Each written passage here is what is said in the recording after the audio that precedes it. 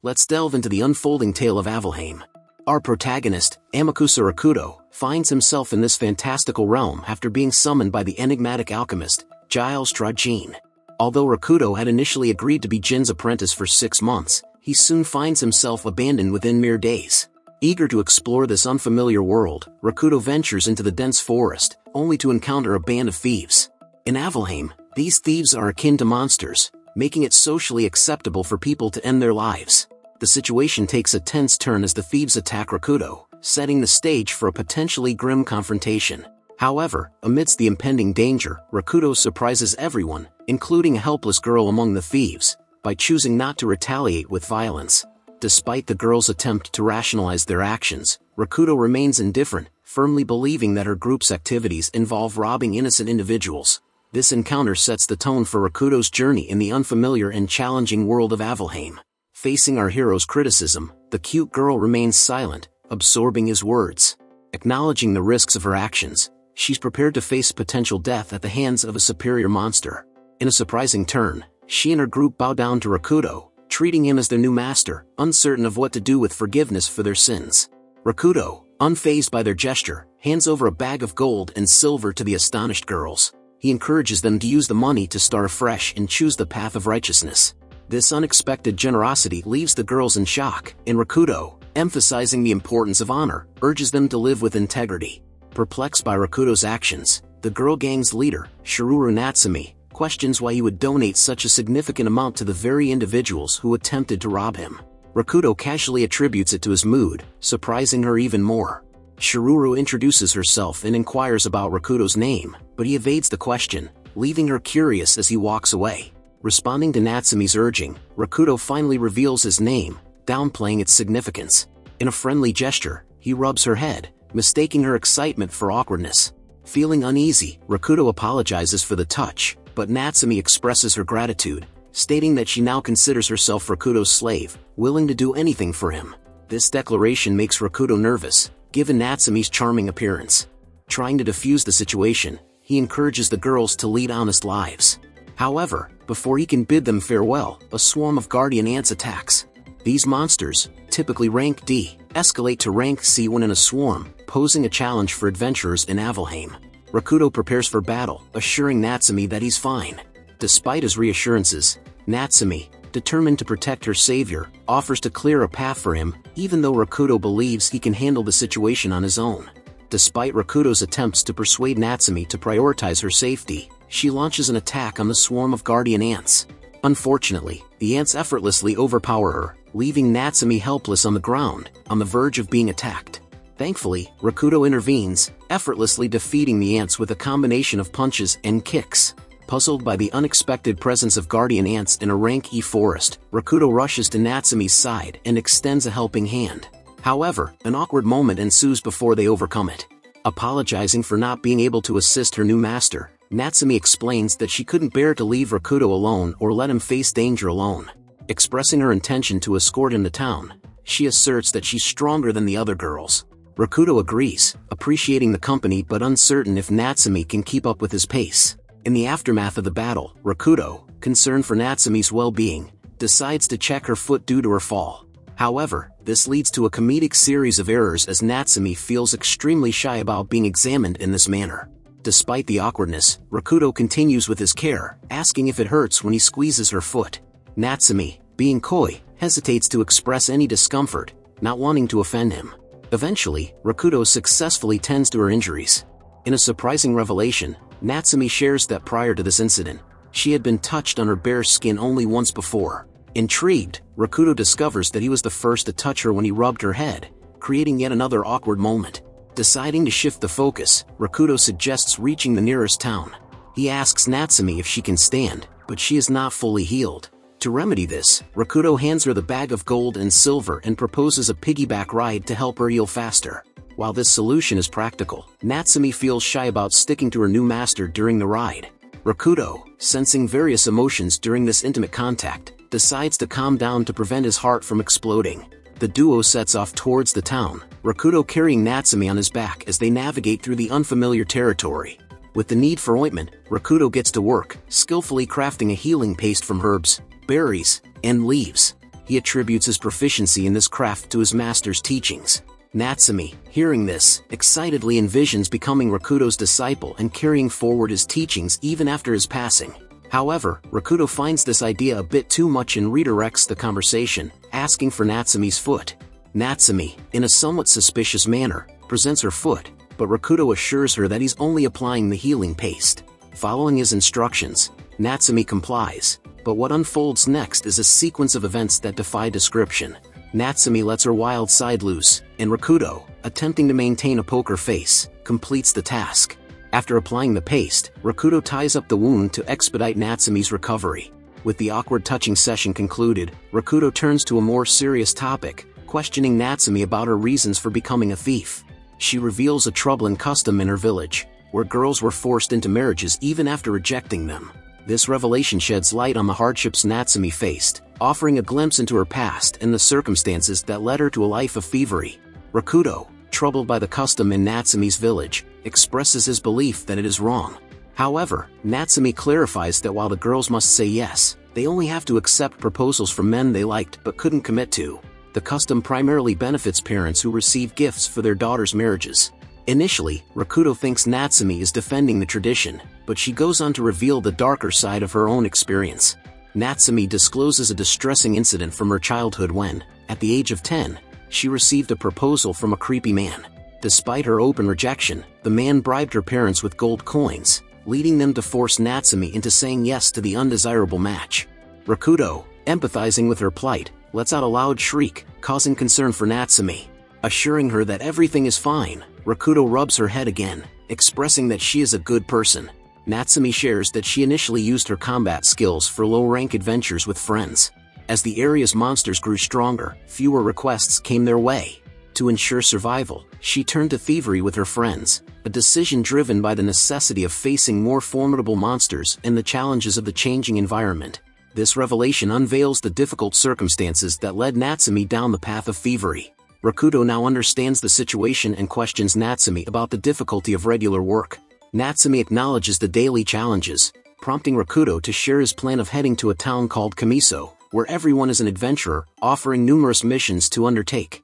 Rakudo checks if Natsumi can stand, and after a brief period of discomfort, she is finally able to walk. Pleased with her progress, Rakudo inquires about Natsumi's age to see if there's anything noteworthy. To his astonishment, she reveals she's only 12 years old. Rakudo is surprised by her mature physique at such a young age. Natsumi, sensing his astonishment, playfully asks if he likes curvy figures. In response, Rakudo imparts a brief, mature lesson on men's preferences. This leaves Natsumi feeling uncertain about how to react to such statements, making her nervous. Rakudo realizes the challenge ahead, as Natsumi, despite her age, is a very shy girl. The new duo makes their way to the town, with Rakudo consciously avoiding looking at Natsumi's body to prevent intrusive thoughts. Curious about Natsumi's plans upon reaching the town, Rakudo learns that she intends to atone for her sins by becoming a slave girl and undertaking various missions, some of which could be life-threatening. One such mission involves facing a formidable army of wyverns, as dangerous as dragons. Natsumi shares a harrowing story where out of 8 people, only 1 survived. Though Rakudo is apprehensive about the risks, Natsumi reassures him that such missions are rare and come with substantial rewards. Completing even one of them could absolve her of her sins. Despite Rakudo's concerns, Natsumi remains determined to pay for her mistakes and expresses her desire to become Rakudo's assistant once her debt is settled. After thoughtful consideration, Rakudo agrees to her proposition, bringing joy to Natsumi. Upon reaching the town, the duo separates briefly. Rakudo heads to the Adventurers Guild while Natsumi begins her journey of atonement, determined to cover her debts through challenging missions. In the town, Rakudo encounters Lumi, the receptionist, and requests to speak with the guild master. Intrigued, Lumi inquires about the issue, and Rakudo presents the antennae of a guardian ant he defeated in the forest. As he recounts the scene, Lumi becomes concerned since such monsters aren't supposed to inhabit ear-rank forests. With evidence in hand, Lumi decides to contact the guild master, revealing her to be Reina Murin, an adorable kitty girl. Lumi shares Rakudo's account with Reina, who grants him permission to meet her. However, Lumi cautions Rakudo against provoking Reina, as her temper could be perilous. Despite his nervousness, Rakudo finds that Reina is a friendly young girl. She offers him a drink and engages in some small talk before transitioning to the main issue. Rakudo details his observations in the forest, and Reina, taking the matter seriously, decides to initiate an investigation. Additionally, she opts to issue an alert to inform everyone about the presence of new monsters in the forest. Rakudo accepts the decision to investigate and then queries Reina about starting as an F-rank adventurer. Reina responds, revealing that adventurers can indeed commence their journey at F, D, or even C rank. However, the conversation takes an unexpected turn when Reina's guard, Lilith, interrupts. Lilith, a Zwerg holy knight with a high rank despite being a woman, ridicules Rakudo for his lofty ambitions. Undeterred by Lilith's remarks, Rakudo emphasizes that what truly matters is the amount of mana in one's body. Despite Reina's doubts, she places her trust in Lilith to humble Rakudo for his ambition. Lilith unleashes the power of God, summoning the Tempest Draeiger, a flame sword capable of cutting without causing fatal harm. Eager to test Rakudo's abilities, Lilith charges at him with full force, expecting an easy victory. However, to everyone's surprise, Rakudo swiftly and decisively defeats Lilith, leaving her humiliated within seconds. Reina is captivated by Rakudo's impressive skills, prompting her to challenge him.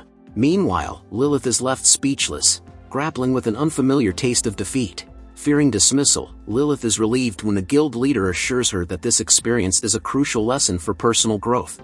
With the stage set, Reina and Rakudo prepare to test their abilities against each other. Reina outlines the rules, explaining that Rakudo's task is to evade her attacks and remain standing for 5 minutes. She deems him strong if he accomplishes this, but Rakudo questions why he can't counterattack. Reina playfully dismisses the idea, warning that attacking her would be akin to a death wish. She then summons the forces of her powers, revealing a dark portal from which dragons emerge. This unique ability is Reina's signature move, as she claims her dragons can appear from any location. As the confrontation unfolds, a dark portal materializes, unleashing dragons that dive into action. Rakudo, using his senses, detects a dragon grabbing his leg from behind. These dragons possess the ability to strip away one's senses with a simple touch, exemplified by Rakudo's current predicament. In a moment of pride, Reina attempts to display her cool demeanor in front of Rakudo, but he remains indifferent and swiftly frees himself from the Dragon Legion's grasp. Unimpressed with Rakudo's nonchalant attitude, Reina instructs her Fang dragon to attack him vigorously. The formidable beast advances towards Rakudo, initially putting our hero in a tight spot. Unexpectedly, Rakudo shifts the dynamics by asserting that Reina lacks the ability to effectively manage her multitude of powers. With apparent ease, he proceeds to effortlessly defeat the attacking dragon, causing it to vanish from his sight. Reina is left in disbelief at the turn of events, and it's at this point that Rakudo breaks free from the trance that had momentarily ensnared him. Seizing the opportunity, Rakudo swiftly takes control, pouncing on Reina and effortlessly pinning her down to secure his victory. However, his dominance over the guild leader becomes evident, creating an imposing presence that leaves Reina taken aback by the unexpected turn of events. Curious about the outcome, Rakudo questions Reina if he has emerged victorious.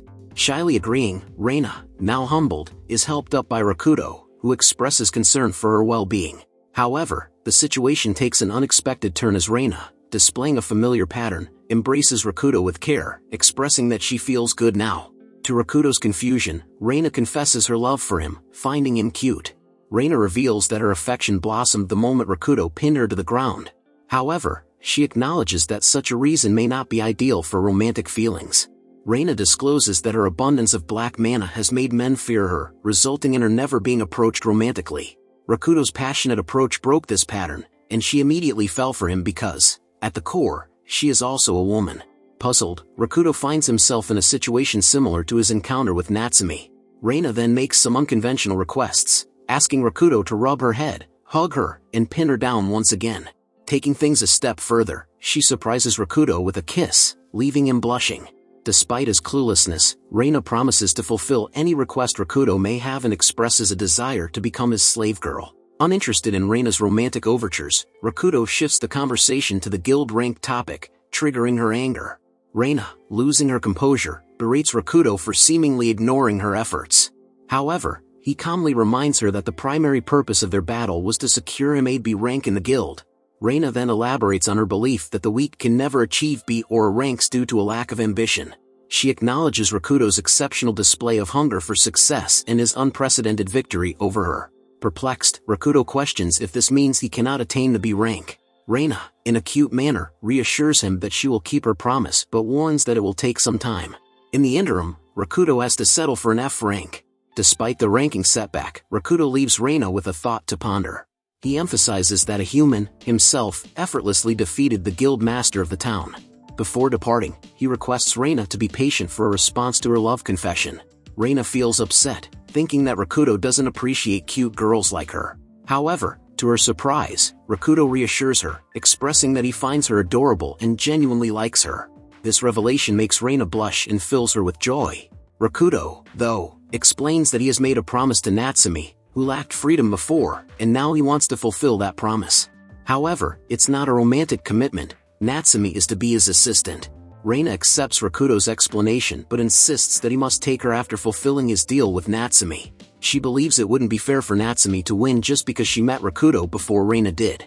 The guild master then holds hands with Rakuto, promising to do her best to help raise his rank. They part ways for the time being, and weeks pass. Unable to control her feelings any longer, Reina decides to visit Rakuto, adorned with a new ribbon on her head. Rakuto notices the ribbon and inquires about its origin, playfully rubbing Reina's head. He compliments her cuteness with the ribbon, causing her to blush once more. Reina is about to discuss her true reason for coming, but her attention is diverted by a disturbing sight. Rakuto's living situation is revealed to be less than ideal, as he resides in an incomplete house that Reina can't even consider a kennel. Reina voices her concerns about the house's inability to provide protection from the elements, refusing to accept Rakuto's attempts to defend his choices.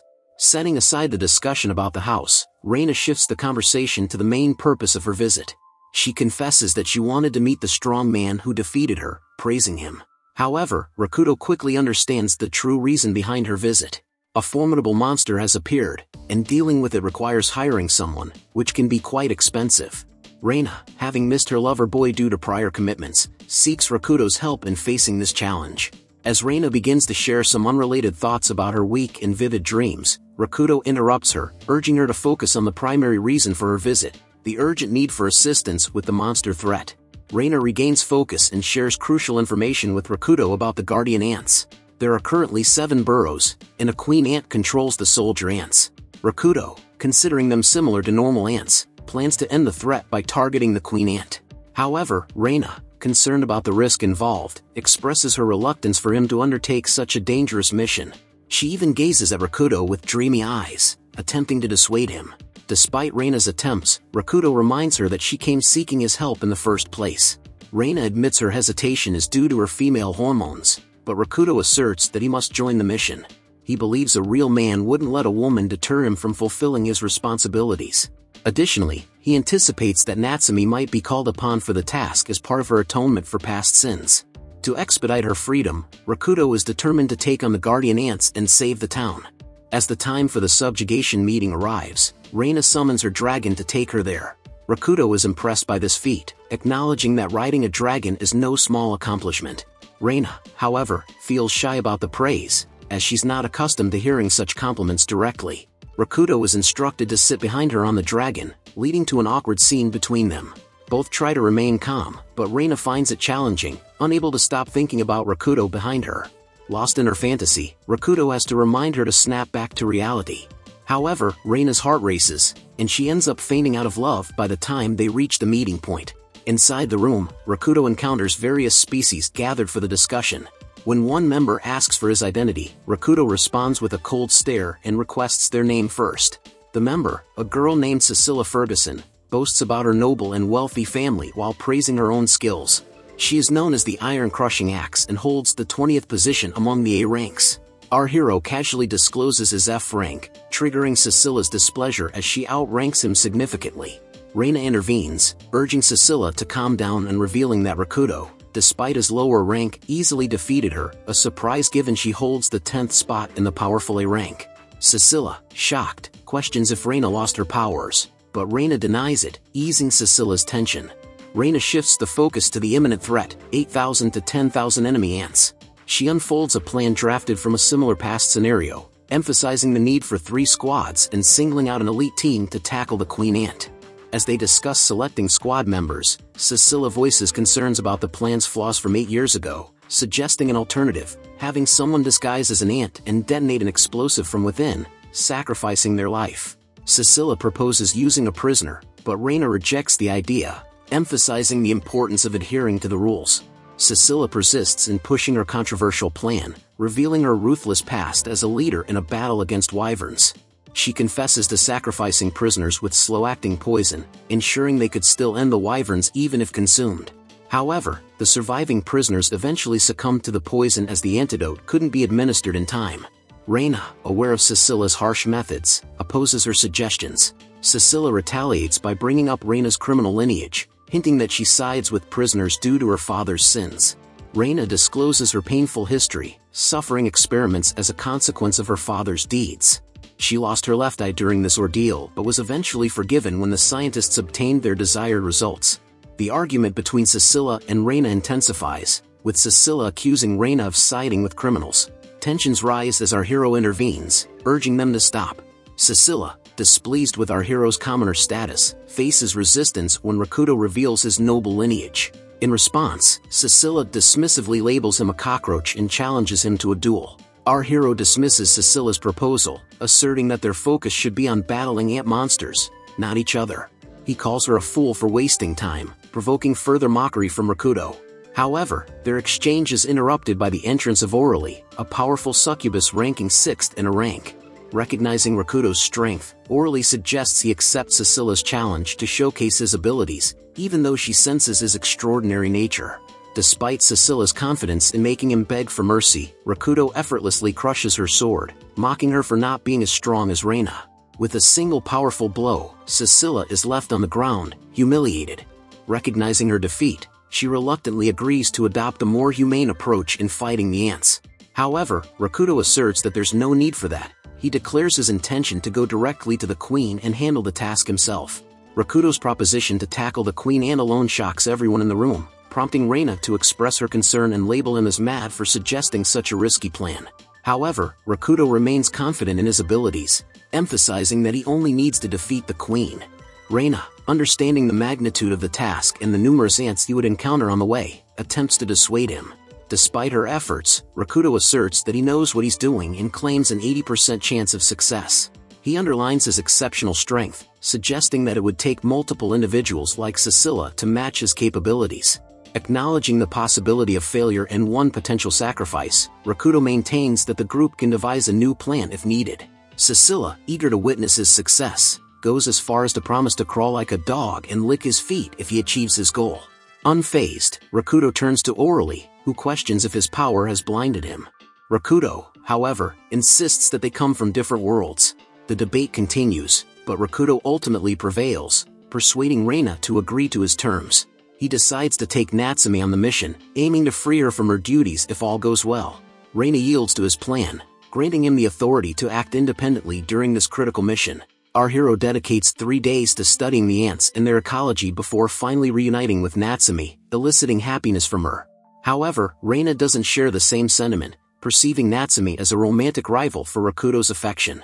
Accompanying Natsume is another prisoner named Mia, an unusual arrangement as prisoners are not commonly loaned to individuals. Reina, in an attempt to assist Rakuto, secured the loan of these 2 girls for the guild and transferred them to him. Expressing his gratitude, our hero rubs Natsume's head, causing her to blush. Despite Reina's discomfort with bringing her own romantic rival to Rakuto, she acknowledges her inability to resist his affection. Rakuto, finding Reina cute, further complicates her emotions. As she leaves on her dragon, Reina warns Rakuto not to do anything foolish with Natsume. Left alone with Natsume, our hero attempts to greet her properly, but she joyfully pounces on him. He urges her to calm down as someone else is present, acknowledging the need for restraint in their interactions. Meet Mia, who decided to join Natsume in a journey of atonement for their sins, led by Natsume. The other members of their girl gang are occupied with their own lives. Rakuto, without much small talk, dives into business. He shares that he has defeated an army of guardian ants and wants the girls to spread the ants' scent on his clothes. Natsume and Mia find this idea confusing and label Rakuto as inappropriate. Rakuto insists he has a carefully planned strategy and is not indulging in any twisted fantasies. Natsume goes a step further by imitating an ant to provoke Rakuto, but he clarifies that the ant's surface has a wax-emitting pheromone. This pheromone helps ants recognize friends from foes, and Rakuto aims to deceive them by having this scent on his clothes. Despite initial confusion, the girls agree to rub the ant wax on his clothes. Natsumi, in particular, is thrilled as she holds her master's clothes in her hands. Attempting to conceal her vivid fantasies, Natsumi is playfully called out by Rakudo as a hentai girl. Though it stings a bit, Natsumi is unperturbed because of her deep affection for her master. With no time to waste, the girls begin their task, but they struggle to make progress. Rakudo takes charge and effortlessly slices through the ants, showcasing his impressive skills. The girls are astonished, and Rakudo explains that the right amount of dexterity is crucial when handling a knife. Witnessing Rakudo's prowess, Mia concludes that he's an overpowered boss, capable of handling things solo. Despite this, Natsumi pledges her commitment to assist her master in any way possible, even if her contributions may be limited. Later on, Rakudo and Natsumi leave Mia to watch over the house as they head to a different building. There, they encounter Romina, a bunny girl, burdened with numerous boxes. Rakudo, ever the helpful one, assists her, triggering a pang of jealousy in Natsumi. To clarify Natsumi's identity, Rakudo taps Romina's head, but this unintentionally excites her, and she asks him not to do it. Rakudo is on a mission to sell ant abdomens and releases them using his magic bracelet. While Romina agrees to buy them, the price she states is lower than expected. When Rakudo raises the issue, Romina panics, realizing her mistake. However, Rakudo graciously accepts the offered price, causing Romina to feel embarrassed, thinking he always goes easy on her. Rakudo, in return, asks for a favor, an introduction to a skilled blacksmith. In a moment of urgency, Romina is unsure what to do when Romina appears. Romina offers Romina as a guide to the blacksmith, solving the problem. The only hiccup is that Romina is not wearing any clothes. Panic ensues among the other girls, who quickly cover Rakudo's eyes to prevent him from catching a glimpse of Romina's body. As our protagonist averts his gaze, Romina questions Romina about her unconventional public appearance. Unfazed, Romina reveals her desire for Rakudo, urging Romina to caution her due to Rakudo's gender. Despite Romina's advice, Romina insists on showcasing herself, aspiring to be Rakudo's future wife, driven by an inexplicable sense of his power and morals. Despite the brief acquaintance, she begins to act flirtatiously around him, making him uneasy by expressing her intention to reveal her body whenever she pleases. Concerned, our hero requests Romina to cover up and swiftly departs the scene with Romina. Meanwhile, Natsumi observes the entire encounter and becomes envious, seeking solace by holding onto her master's arm. She confesses her admiration for Rakudo, acknowledging his popularity, and subtly reveals her deep romantic feelings for him. Despite her conflicting emotions, Natsumi decides to strive to win Rakudo's affection, a resolution even supported by Romina. The two girls cling to our hero's arms, seeking comfort. On the other hand, Rakudo's thoughts are fixated on the allure of the female body, seemingly oblivious to the unfolding dynamics around him. The trio finally reaches a blacksmith, where Rakudo successfully commissions the crafting of a fine sword after a brief session. With everything falling into place according to his plan, our hero decides it's time to rest and heads to his bed for a nap. However, to his surprise, he finds his entire harem of admirers waiting for him, looking adorable. Initially thinking he might be hallucinating, Reina confirms that the girls are indeed there, sitting in front of him. Perplexed by the unexpected gathering, Rakudo questions why so many women are there to greet him, especially when he has a significant fight the next day.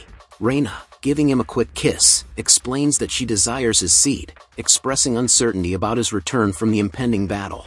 Rakudo remains puzzled as Reina explicitly states her desire for an intimate encounter, hugging him to emphasize her point. However, it becomes clear that Reina is not the only one with such intentions.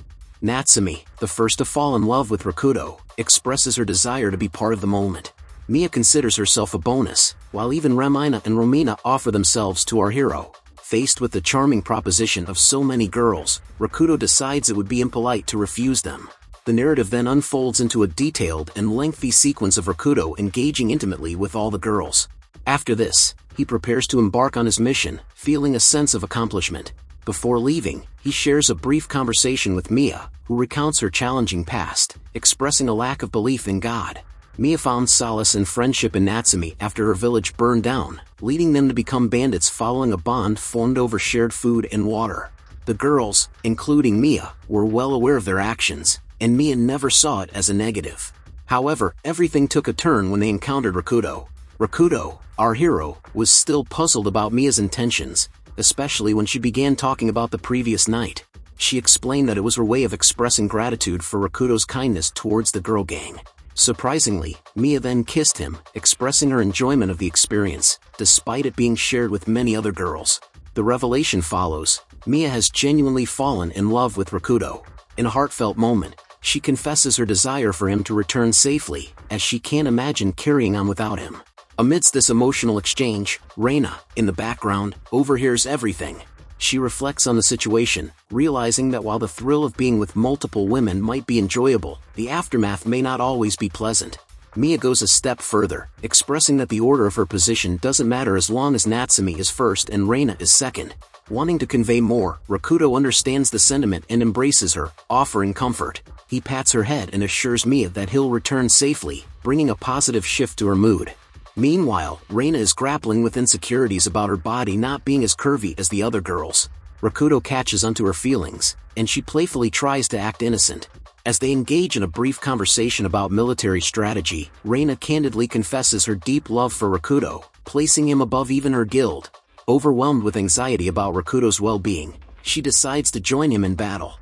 Rakudo, aware of her decision, doesn't resist and even applies some ant wax on her to make her appear friendly. The true test of Reina's wax comes quickly as the duo encounters ant monsters in the forest. Fortunately, the ants pass by without paying any attention to the couple, allowing them to proceed unharmed. As they continue their quest, Rakudo and Reina discover a burrow that matches the description leading to the queen ant. Brimming with hope, they enter, aiming to put an end to the chaos once and for all. A tense and thrilling sequence ensues as our heroes skillfully navigate through the burrow, avoiding detection by the ants. However, their progress hits a snag when they encounter a junction with 3 different paths. Facing this dilemma, Reina takes charge and begins sniffing for clues, a method that Rakudo finds endearing. Despite her efforts, Reina can only sense normal ants in all 3 passages. Referring to previous reports, which indicated the queen's presence in a burrow that slopes downwards, the couple decides to take the left passage, deeming it the most likely route to the queen ant. Grateful for Reina's insights, Rakudo expresses his thanks, but Reina, attempting to downplay her excitement, attributes such decisions to the expectations of guild leaders. Continuing their exploration, Rakudo and Reina stumble upon a massive hole leading to a narrow path. Uncertain about whether to follow this route, Reina spots a shining light at the end, indicating the potential presence of the queen ant. To investigate further, Rakudo decides to carry Reina and jump into the hole. Shy about being carried, Reina blushes as Rakudo makes the leap, using his sword to navigate the descent smoothly by hanging onto the edges. Upon landing, they find themselves in a peculiar room. Reina, needing a moment to compose herself, notices numerous doors ahead. Before proceeding, she cautiously checks for traps, although she doesn't sense anything suspicious. Despite the uncertainty, Rakudo decides to take the risk, and they start opening the doors. Behind the first door, they discover a bounty of fruits that appear harmless and even tasty. Reina takes a bite, but the couple soon realizes that they've entered a perilous space. Suddenly, they encounter a chimera, an imposing creature resembling a lion with wings. Uncertain of its power, Rakudo turns to Reina for information. She explains that the chimera is as formidable as a phantom, an exceptionally deadly monster capable of unleashing a laser beam with temperatures soaring up to 4,000 degrees. Moreover, the chimera is infamous for swiftly ending the lives of over 3,000 mercenaries with just one strike. As the chimera charges up for a lethal laser blast, Reina requests 3 minutes to distract the beast. She expresses confidence that she can defeat it if Rakudo keeps the monster occupied for long enough. However, Rakudo surprises everyone by charging straight at the chimera and effortlessly taking it down with his sword technique, the cherry blossom slash. Reina is left stunned and speechless, struggling to comprehend what just transpired. Despite her scolding for his recklessness, Rakudo is disappointed because the formidable monster was defeated with a single stroke. Fortunately, Rakudo emerges unharmed, leaving no room for concern. Despite the swift victory over the chimera, Reina continues to marvel at Rakudo's immense strength, considering him the most powerful person she has ever encountered. Undeterred, Rakudo surveys the hole in the wall he created and resolves to press on with their search. However, their progress takes an unexpected turn as they encounter more chimeras. Rakudo manages to defeat 3 simultaneously, but their numbers swell with an even larger army. Rakudo valiantly battles the oncoming chimeras, but the odds become overwhelming. Reina, in the meantime, charges her powers to aid him. As Rakudo starts to struggle, Reina unleashes her Fang Dragon just in time to eliminate the remaining beasts. However, the exertion leaves her weakened and unable to move. Concerned, Rakudo tends to her and learns about the side effects of her powers. she becomes immobile after using a lethal attack like the Fang Dragon. After a brief rest to allow Reina to regain her strength, the duo continues their journey. Despite Rakudo's worries about Reina's recklessness with her powers, she remains unfazed. They explore various routes, considering the likelihood of encountering soldier ants near the queen. Soon, Reina detects a scent distinct from that of a normal ant. Seizing the opportunity, Rakudo and Reina follow this route, only to discover something peculiar: a human, enslaved by the queen ant. The discovery of a human slave under the control of the ant queen shocks Rakudo and Reina. Confused and panicking, the human slave is taken aback when Rakudo questions her. In a sudden burst of fear, she brandishes her giant sword and attempts to attack the couple. However, Rakudo effortlessly subdues her, leaving her defeated on the ground. As Rakudo looks up, he finds a whole harem of human slaves serving the ant queen. Despite his reluctance to fight against these seemingly innocent girls, a new voice interrupts the scene. It's the ant queen herself, who orders her slaves to bring the intruders to her. Surprisingly, the ant queen proposes a deal with Reina and Rakudo, considering them valuable assets for her plans. She explains that she assimilates other beings into her hive for evolutionary purposes, which is why she controls chimeras and humans to guard her nest. Unimpressed, Rakudo questions the fate of those deemed not useful by the ant queen. The answer he receives is grim, leading him to oppose the ant queen. Her attempts to mock his morals and ethics have no effect on Rakudo, as he remains steadfast in his decision to go against her. In the heat of the moment, Rakudo unsheathes his sword, proposing a duel to the formidable ant queen. Despite Reina's concerns, Rakudo insists that he can handle it alone. However, sensing the gravity of the situation, Reina, determined to stand by him, brandishes a small knife and asks if she can join him in the afterlife if he fails. Without further ado, the clash begins. Rakudo initiates the duel with a skillful move, the Sky Slash from the Dance of Death. To everyone's surprise, the ant queen withstands the attack and retaliates with even greater force. Although she believes she has secured victory with a clean blow, Rakudo remains unaffected, revealing his strength surpasses that of an elite human by at least threefold. Undeterred, Rakudo decides to conclude the battle decisively. Executing his moon god funeral attack, he effortlessly defeats the ant queen. Despite her resilience, the ant queen acknowledges Rakudo's strength and proposes a truce, expressing a desire to be friends in the next life. Rakudo, focused on the immediate danger, dismisses the offer and delivers another finishing blow. As the ant queen's power fades, Rakudo faces a new predicament. Held aloft by her influence, he begins to fall without a clear solution to the impending danger. Resigned to his fate, Rakudo braves the anticipated impact, only to find that it inflicts no harm upon him. Overjoyed, Reina rushes to him, enveloping him in a tight hug that conveys her relief and love. Their tender moment is abruptly interrupted by the ant queen, now reduced to just a head. The decapitated ant queen implores Rakudo to approach, explaining that using any effort in her current state is excruciating. Although Reina is frightened, Rakudo reassures her, asserting that the ant queen wouldn't resort to cowardly tactics. As he moves closer, the ant queen reveals that her daughter is on the brink of birth and, with her impending demise, she wishes for Rakudo to raise the child. This revelation surprises Rakudo, considering he is the one who brought about the end of the ant queen. However, she explains that only the strongest warrior could have defeated her, and she desires her offspring to be raised by such a formidable individual to ensure their strength surpasses hers. In a heartfelt conversation, the ant queen commends Rakudo for being a man who doesn't discriminate between species. She entrusts her child's upbringing to him, believing it will be under the care of someone who can foster strength without bias. Eventually, moved by the ant queen's plea and understanding the importance of a mother's wish for her children's happiness, Rakudo agrees to her request. Their pact solidified, the ant queen's body undergoes a transformation, processing into mana. Rakudo is puzzled by the situation at first, but soon he discovers a charming girl amidst the rubble. To his surprise, she happens to be the daughter of the ant queen, and she's without any clothing. This awkward scenario poses a challenge for Rakudo, prompting him to politely request her to put on some clothes. Curious about Rakudo's request, the girl questions whether it's an order, as per her mother's instructions to obey him. Feeling a sense of responsibility and honor, Rakudo affirms that it is indeed an order for her to clothe herself, and she complies without hesitation. Inquisitive, Reina, another character, seeks context, prompting Rakudo to explain the details of what the ant queen had conveyed to him. Despite Reina's uncertainty, Rakudo is confident in his decision and opts to head home. As they make their way out, they encounter the group of adorable human slaves who used to serve the ant queen. With no leader in place, they spontaneously declare Rakudo as their king. Embracing the newfound loyalty, Rakuto establishes clear guidelines for his subjects, instructing them not to attack humans or anyone else. In case of any issues, they are to convey a message to Reina. With these directives in place, Rakuto affectionately pats the Ant Queen's daughter on the head, earning her approval. However, Reina, feeling the heat of competition, is not pleased with this development, as the dynamics among the characters become more complex. The trio makes their way back to town, and Rakuto expresses his desire to visit the other girls. Reina, however, insists on reporting to the guild first. Rakuto, eager to reassure Natsume of his well-being, convinces Reina to allow a short break. Upon his return, Natsume warmly embraces Rakuto, and he's delighted to reunite with his harem girls. Recognizing the time-consuming nature of the reunion, Reina graciously volunteers to handle the guild report. After Reina departs, Rakuto, feeling tired, falls asleep with the Ant Queen's daughter by his side. He wakes up to the aroma of a delicious meal prepared by Natsume, with the other harem girls contributing to the effort.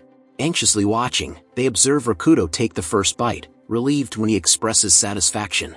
The girls then eagerly claim credit for their respective roles, creating a joyful atmosphere. Turning their attention to the ant girl, Rakuto offers her food, but she seems unable to eat. Curious about the ant girl's hesitation to eat, Rakuto realizes that baby ants may struggle to feed themselves initially. Taking matters into his own hands, quite literally, he takes a bite of the food and transfers it to the ant girl's mouth with a kiss, causing her to blush. However, this special treatment sparks jealousy among the other girls, and they insist on receiving the same affectionate gesture. In the midst of this amusing sequence, Reina unexpectedly arrives and demands the same treatment. While forgiving Rakuto for these playful kisses, she also brings an envelope containing the agenda for the post-subjugation meeting.